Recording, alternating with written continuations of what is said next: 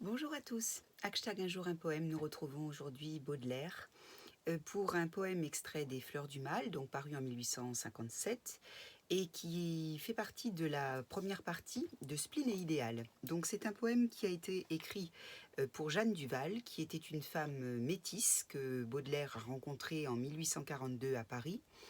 Et donc ce parfum exotique, c'est le parfum de cette femme qui va rapidement induire chez lui une rêverie poétique et sentimentale et qui va même jusqu'à effacer l'image de cette femme puisque le poème établit une correspondance entre cette présence finalement idéalisée grâce à ce parfum. On retrouve là bien sûr ce qu'on a appelé la synesthésie baudelairienne, c'est-à-dire ces correspondances entre les différents arcanes de la nature. On a les parfums, les couleurs et les sons se répondent dans son poème Correspondance, que je présenterai certainement bientôt.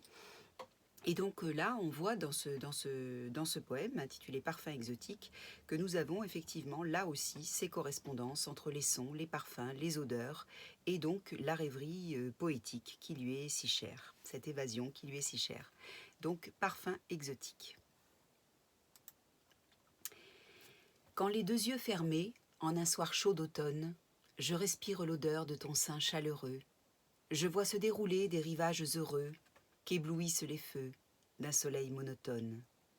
Une île paresseuse où la nature donne des arbres singuliers et des fruits savoureux, des hommes dont le corps est mince et vigoureux, et des femmes dont l'œil par sa franchise étonne. Guidé par ton odeur vers de charmants climats, je vois un port rempli de voiles et de mâts, encore tout fatigué par la vague marine, pendant que le parfum des verts tamariniers, qui circulent dans l'air et m'enfle la narine, se mêle dans mon âme au chant des mariniers. Donc vous voyez la force évocatrice de ce parfum. Il part donc du parfum de cette femme pour terminer dans une rêverie poétique. J'espère que vous avez aimé. On retrouvera Baudelaire très bientôt et très vite.